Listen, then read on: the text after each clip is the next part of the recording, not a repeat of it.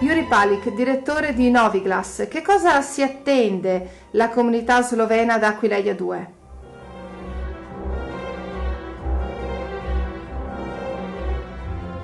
Tutta la gente, proprio gente delle nostre terre, che guarda con molto interesse a questo sinodo, se lo possiamo chiamare, che è Aquileia 2. Questa globalizzazione, la crisi, come usiamo dire, ma crisi non solo economica, sì, economica, ma anche crisi dei valori, ma soprattutto, come dice Bauman, questa società liquida ha bisogno dei punti saldi, e penso che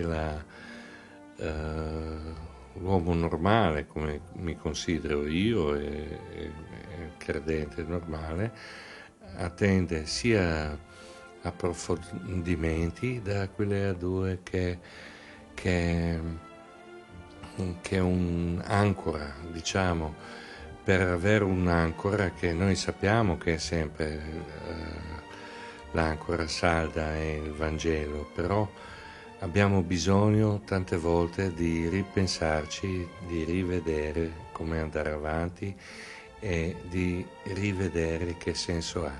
Credenti sloveni siamo pochi, per dire, siamo tante volte, dico che siamo anche minoranza nella minoranza slovena qui, però guardiamo ad Aquileia sempre con la speranza di riscoprire di nuovo anche le nostre origini.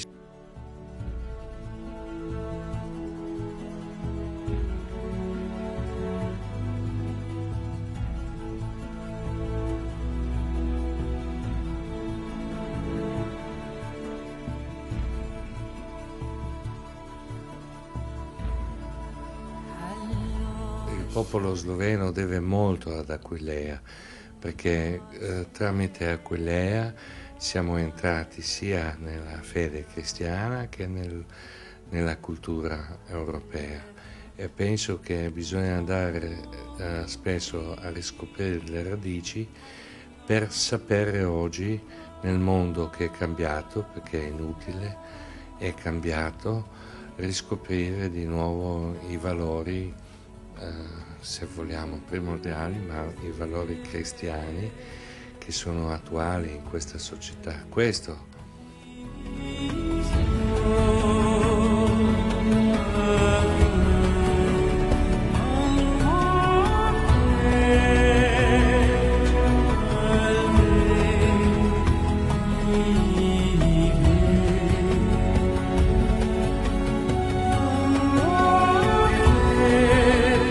Io so che che verranno anche i vescovi sloveni a questi incontri, perché, ripeto, un dato storico, per esempio, la Slovenia, tutti i confini dell'attuale Stato di Slovenia sono i confini del glorioso patriarcato di Aquileia. Questo la gente non lo sa, ma è un dato importante, perché dirò di più, se la Chiesa di Salisburgo operava diversamente, quando parlo della cristianizzazione, invece Aquileia parlava con la lingua del popolo sloveno, per questo noi siamo molto legati. Un'altra cosa vorrei dire, adesso che siamo sotto Pasqua, no? Noi sloveni non diciamo alla Pasqua, ma diciamo che la notte è grande, come era ad Aquileia. Noi abbiamo tutta la liturgia legata alla chiesa di Aquileia, quindi Velika Noč vuol dire la notte è grande, come ad Aquileia si usava vicino a Basilica di avere queste aspettative.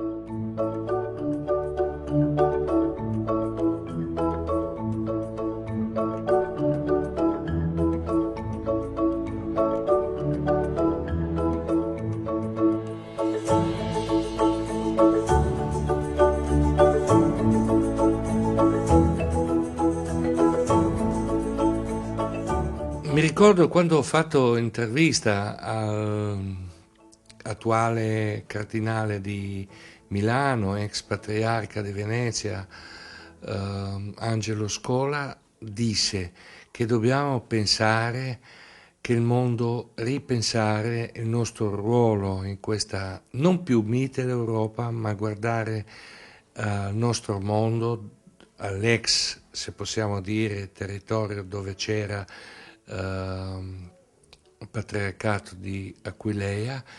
Dobbiamo guardare alle nostre radici, sì, ma non più ai confini, non più ai confini. E penso che Aquileia 2 sarà molto importante anche per la Chiesa slovena, per la nostra diocesi sicuro, ma per la Chiesa slovena perché apre le menti, non solo la Chiesa slovena, spero anche nella Chiesa croata.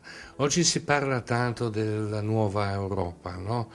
Dell'Unione Europea e così, ma penso che si dimentica tante volte che è stato proprio ad Aquileia i fondamenti della nuova Europa che oggi si riscoprono sono stati già scritti, già attuati dal patriarcato d'Aquileia.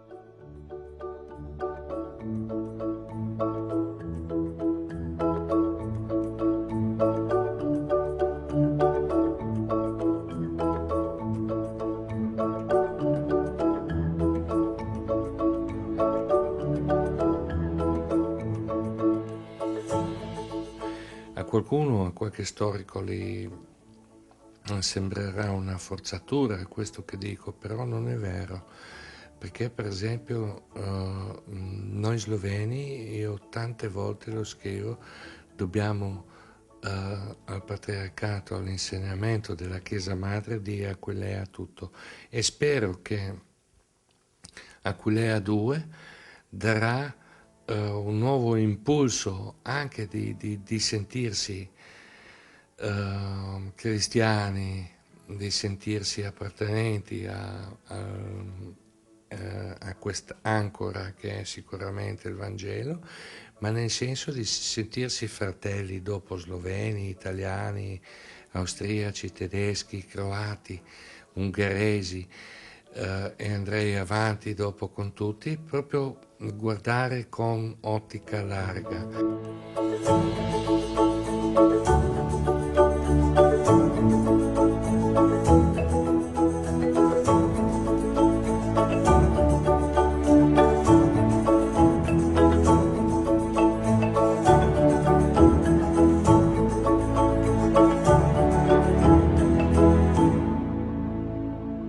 Tante volte questi convegni producono documenti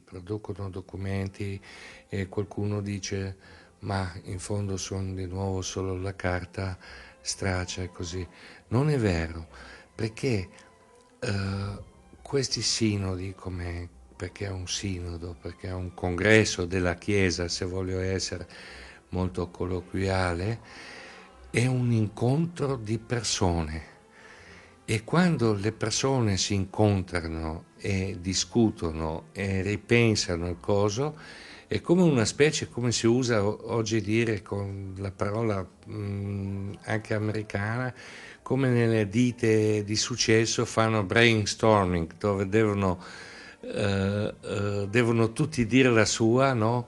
E dopo si cerca di trovare le cose migliori. Spero che qui vengano le nuove idee, ma soprattutto le risposte a questa nostra società che è piena di problemi, sì, specialmente per i giovani, e non dimenticherei anche i vecchi.